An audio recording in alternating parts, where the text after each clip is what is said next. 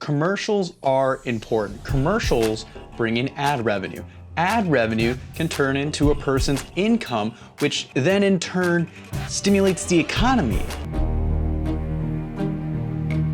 Who can say where the road goes? It's the whole, circle of life. I'm talking about $200,000 per 30 seconds of airtime during the Daytona 500. That's like the amount of money of a NASCAR Cup Series car, right? And with millions of viewers watching at home, companies will spend top dollar to reach NASCAR fans with their message. Now I've witnessed hours of commercial breaks during my decades of watching NASCAR, and from my time, I've come across a couple of diamonds in the rough sea of television advertising. And since I did major in advertising design, I'm technically qualified to talk about this subject, even though I did drop out of art school. Just ignore that.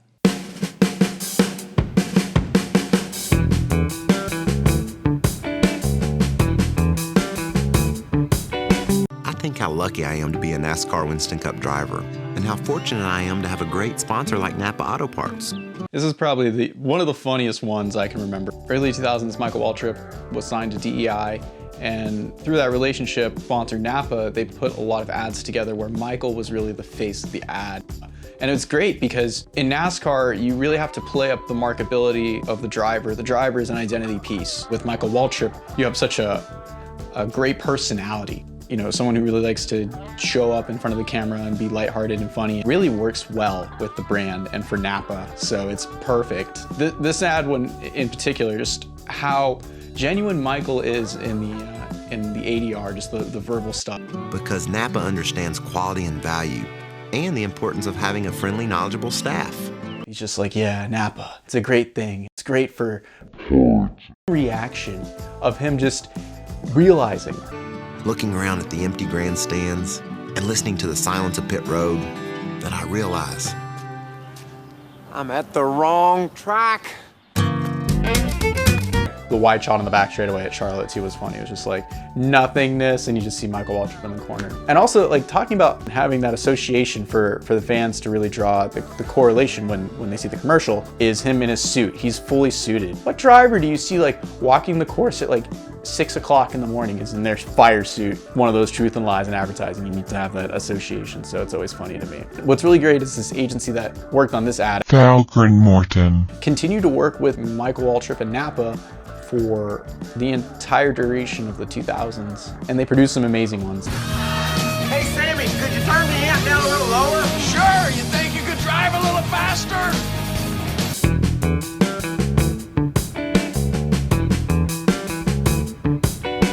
Wow, I can't believe we're really gonna meet Casey King. It's gonna be so much fun. There he is. I wonder what he's like. All right, this one done by Leo Burnett. It's great to see them touch some NASCAR work. Here, it's 2006. Allstate has an association with Evernham. They're really stepping forward with their partnership, more than just, Good Hands Award. That's the greatest thing ever. Allstate, the official insurance sponsor of NASCAR. Seriously, such good placement. The whole concept of this ad is hilarious. Just these women who have fantasies of Casey Kane. He still is very attractive. They all have their fantasies, and then just how it leads to mayhem.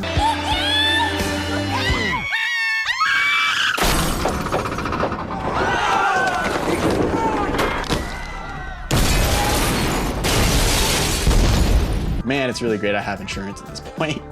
You need to create messaging that people will receive well, and not only receive, but want to regurgitate. They want to see it again and again and again.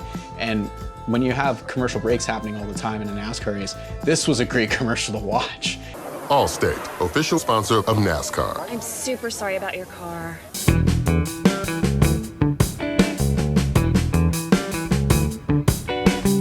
America, it's time for a gut check.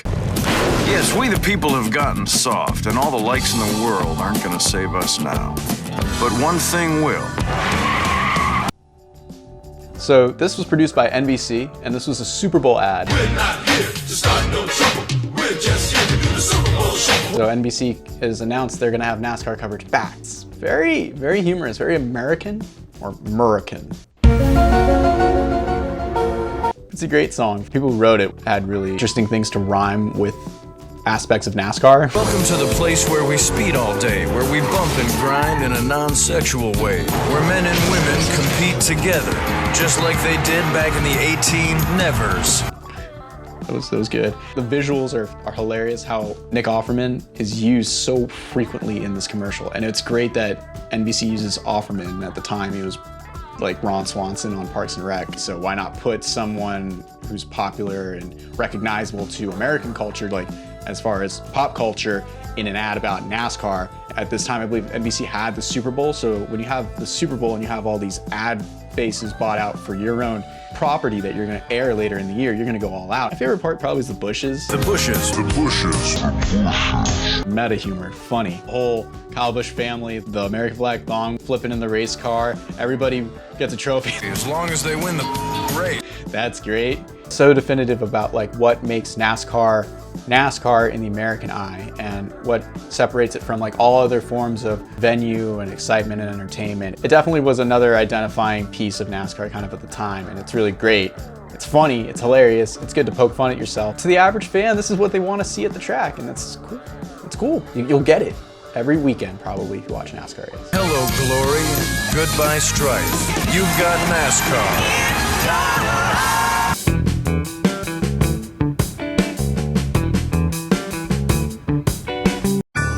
My name is Steve Weller. I'm the BK Chicken Changer. It's my job to get BK chicken fries in the car when it comes in for a pit stop. I grab 12 pieces of all white meat, get the sauce open, make sure he's got it going. I wish we had that back when I was racing. It's much better than subservient chicken. Chicken. Dance. The look of love. Yeah, that was a weird campaign. Agency Crispin Porter and Boguski gets this one. 2006, Michael Waltrip Racing brings on Burger King. Burger King basically wants to use their placement in NASCAR at the time to express the fact that they've got chicken fries to the masses. I don't know if I've ever had chicken fries, but I just always remember this ad because it's hilarious. The trials and tribulations of just eating chicken in NASCAR, because eating chicken and NASCAR go hand in hand. Everybody knows that. They used to hand me the chicken on a pole through the window. Now this was quite an invention we had here. You see how we put this chicken on that pole? And then they'd run that car in there real fast and they'd just step back and stick that chicken right in there in your face. Oh, it's a mess. Then they came up with a drumstick. They usually pass it through the driver through the window, and he'd grab it the best way he could and try to munch it away. Get the grease all over your hands, it goes right to the steering wheel. Well, then they incorporated the chicken sandwich. And, that didn't work out at all. You start with like, the whole chicken's like, you just shove it up in there, get up in there and take a bite. And when you have like 40-second pit stops, funny how like they have this archive footage that's like, real crashes and wrecks from NASCAR races that blend really well with this footage that they scripted for the commercial. It's seamless, it's perfect and funny. The way the chicken sandwich explodes. Great piece of advertising. Can't ask for more. You gotta be in first place all the time. Chicken fries are number one. You gotta feed the need. The need for chicken fries.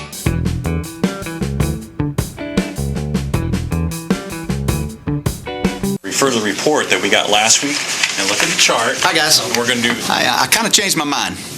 I think I will race the truck. Finally! This is a great ad campaign. Like one of the best ad campaigns in NASCAR history, in my opinion. It started in 2001. Dale Jarrett and UPS became partners in speed because UPS became the primary sponsor of his car. Dale started to appear in their ads, and the whole gimmick of it was that people wanted Dale Jarrett to race the big brown truck. And that was UPS's gimmick for a little bit of time in 2000. The agency of record, the Martin Group, put this campaign together, and it lasted several years up until this point when Dale Jarrett finally says yes. That was big news back in the day when Dale Jarrett finally said he was gonna race the truck. Hey guys, Dale's gonna race the truck!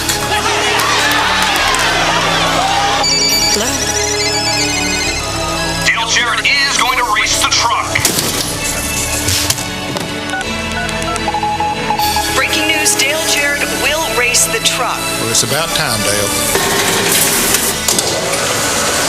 各位同事请注意，现在我 And also, if you think how big, this announcement was, this was a Daytona 500 commercial. It really put an emphasis of how big the Daytona 500 was for television and for viewership. It had millions and millions of viewers that were drawn in to watch this race, and companies spent top dollar to create messaging that was creative and captivating so that people would engage with it and it would resonate with people, to where it wasn't just a simple ad, there was a storyline and a narrative. And this narrative built up to this point, and it allowed the narrative to continue, because after this ad, the story continued to evolve, because now he's got to race the truck. And it was just a really beautiful story. Guy races truck, it's cool. And one more thing. Let's keep this quiet. Oh, absolutely. That goes without saying.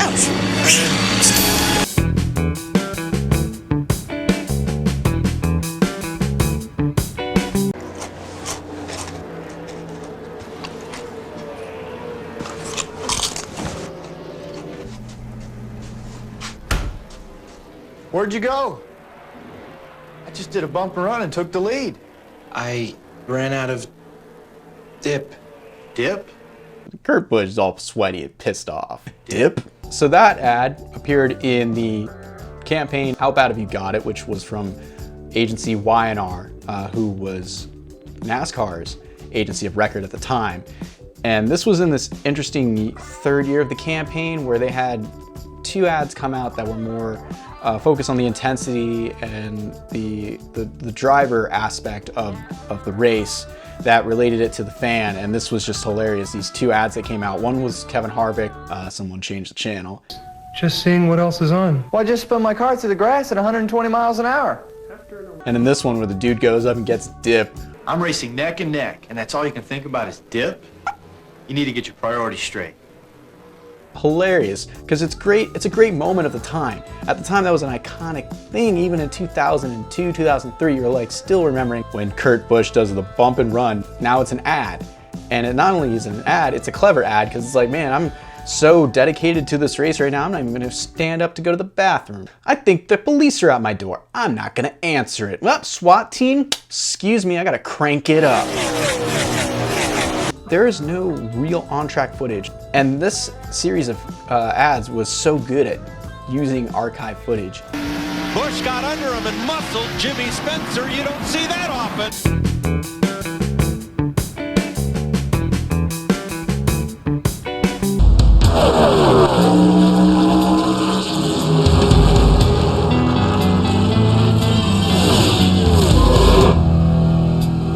Showcasing the soul of the NASCAR Sprint Cup Series.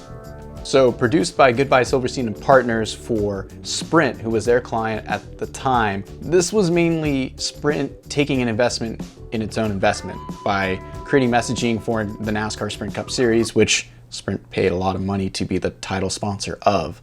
Visually, it's beautiful. It's a lot of footage that's produced and shot and choreographed. This post work that hundreds of hours to do to create this, either like a creature or like some kind of battle machine. In essence, everyone's at war on the track and battling for the space and the territory.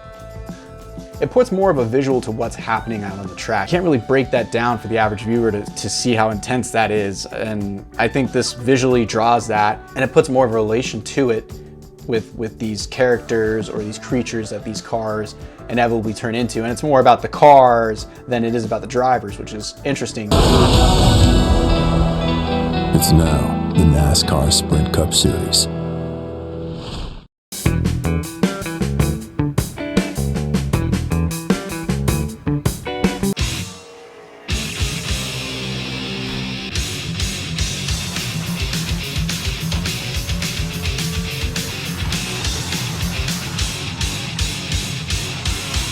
Talk about visually stimulating. This one is intense, crisp. There's so much to this ad. This one is produced by Wine & Kennedy, New York. They actually worked with a post-production agency, Zoic, that specialized in this computer animation that was a bit of CGI mixed in with some motion capture. And it's crazy how many people it took to create this ad. This ad specifically called Domino took almost 50 people to make look as realistic as possible. And that was the whole objective of this ad.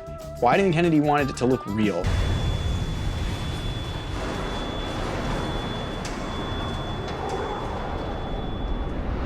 Love how it's like in the brand colors, more or less, of the Nationwide series at the time, with this blue and the black and the white. It really pops more. And in like this narrative of the story of like how it's really anybody's race, because anybody could get caught up in anything in the race. It's not really written in stone what could happen. The ad unfolds like that. You're watching a few drivers, you see they get swept up in this wreck, another driver comes in, Jason Leffler. You see this like look in the eye, the intensity of the driver in the moment. He just drives through. To what was probably one of the coolest songs in a NASCAR commercial. I mean, that was Metallica's Master of Puppets. How do you get Metallica to say yes to your project? That no one gets Metallica in their project. I'm probably gonna get sued for putting Metallica in my project now. And that was just for the Nationwide series at the time, to promote the Nationwide series. It's great, great ad. I love it. And also Jason Leffler comes out on top.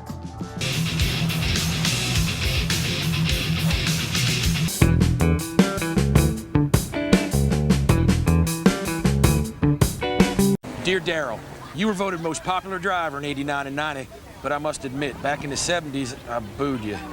Can you ever forgive me? I'm Rocky McMurray from New Smyrna Beach, Florida. Hey, man, no hard feelings. Darrell Waltrip is not one to be messed with at all. This one done by Saatchi in LA, Toyota's agency of record for quite some time. The whole video questionnaire to the driver, and then like the driver answering that question, is that concept of an ad is funny. How Toyota used Darrell Waltrip as this recognizable advertising icon for the sport was great, because he had a lot of marketability still even after his days of cup driving. You know, he was still a part of the Toyota program, owning a truck team with the manufacturer and being involved with them. He was also a face for them. And in this ad, it's just hilarious how he's not really making any fans.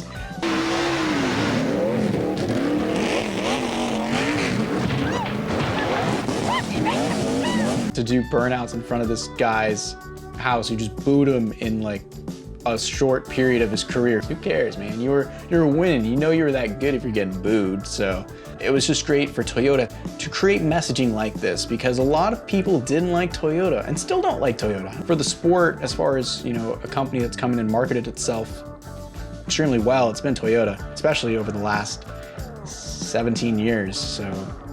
Sincerely, Darrell Waltrip. Toyota, the newest member of the NASCAR Craftsman Truck Series, and proud of it.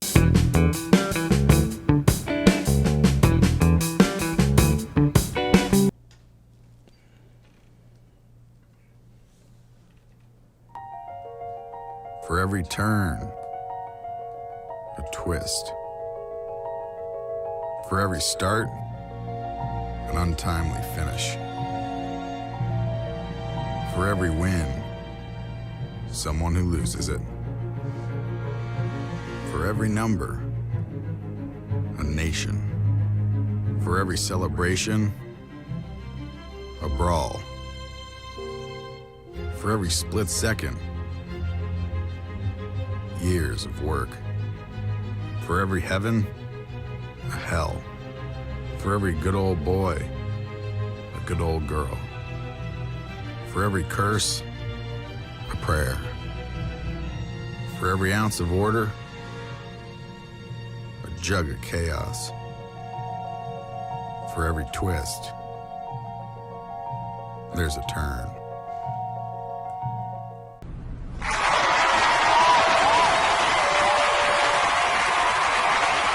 That ad hits me every time I watch it. Ogilvy was NASCAR's agency of record at the time, the New York office specifically that worked on this one.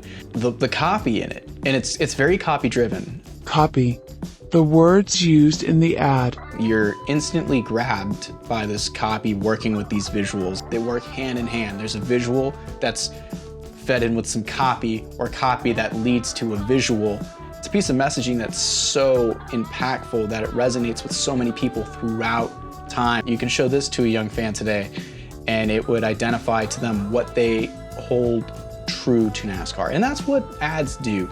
Ads create this emotion, and it's doing its job by impacting the viewer, and that's what messaging should do, and that's why these ads are so successful to me.